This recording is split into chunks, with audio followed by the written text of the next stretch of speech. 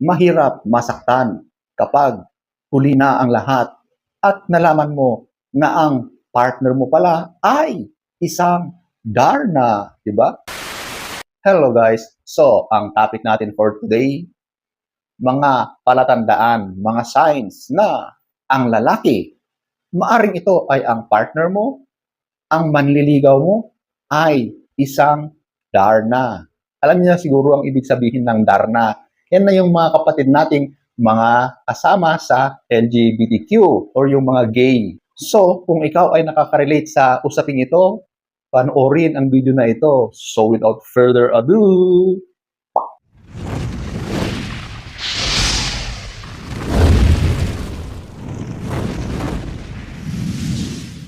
whoops, disclaimer muna tayo.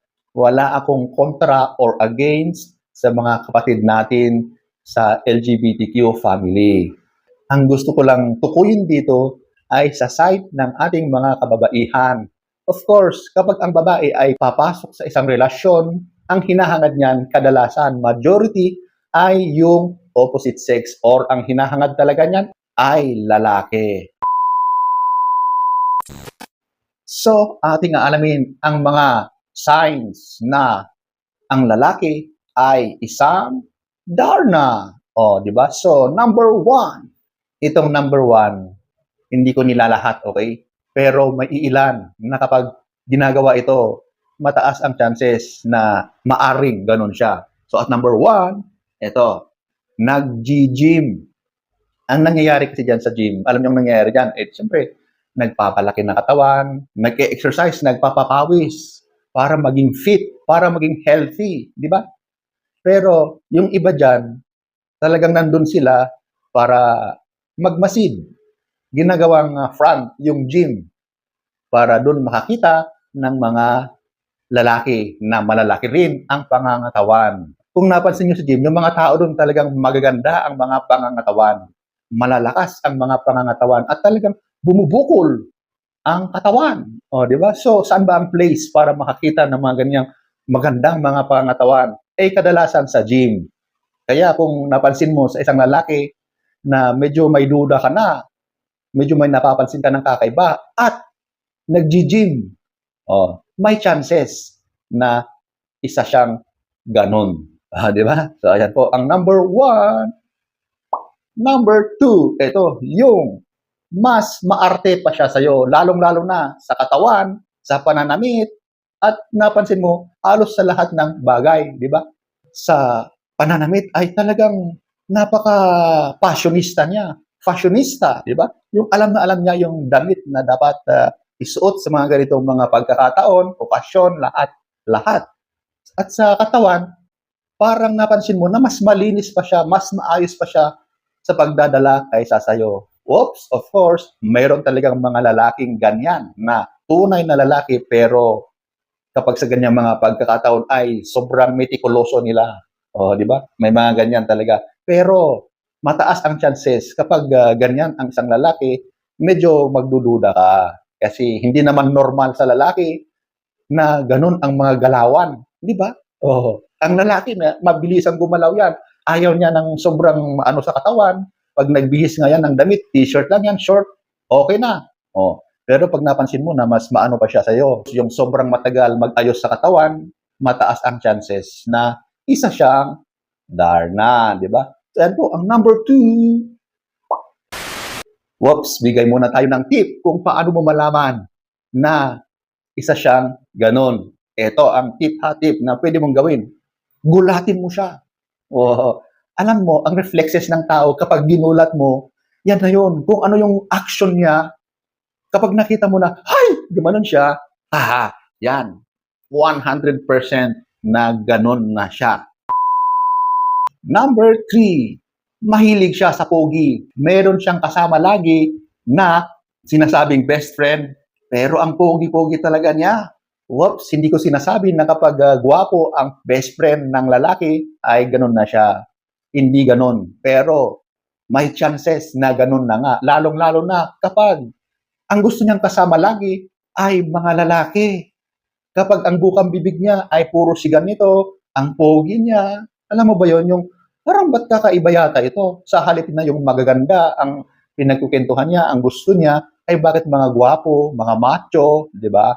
Kapag napapansin mo na ganun ang mga pinagsasabi niya, yung pinupuri niya, yung random na lalaki, mataas ang chances na yung lalaki na yan ay ganun na siya. Di ba? Ay, yan po ang number 3.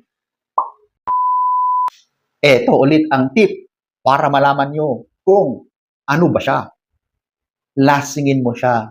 Alam mo, ang alak, talagang maraming nangyayari sa tao kapag nalasing na. Lumalabas na yung totoo. Lasingin mo siya. Sigurado, malalaman mo kung sino siya. Number 4, nanonood siya ng GAY porn.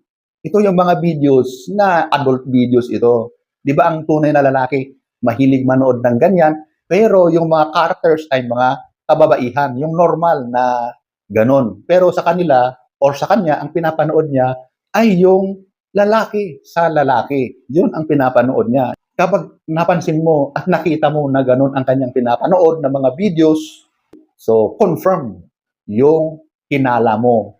Kasi ang tunay na lalaki hindi manonood ng ganon.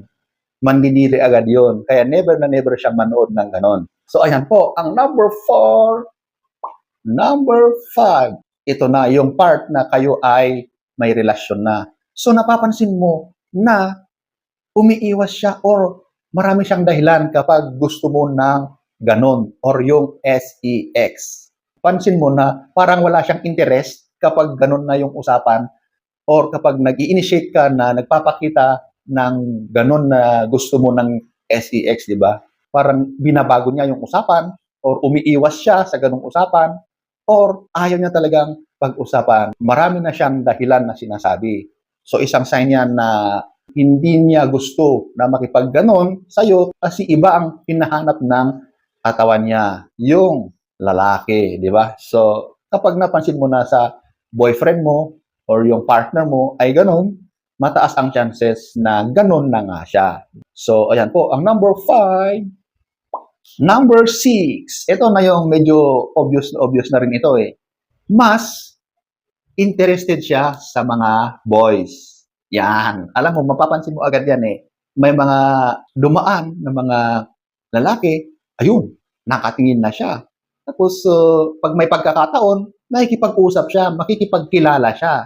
Ganyan. Tapos, ito, basta ang usapan ay tungkol sa mga lalaki, makikita mo na interested siya. Marami siyang pwedeng i-open na topic pagdating sa mga lalaki. Kapag sa babae naman, ay ayaw niyang pag-usapan, wala siyang interest.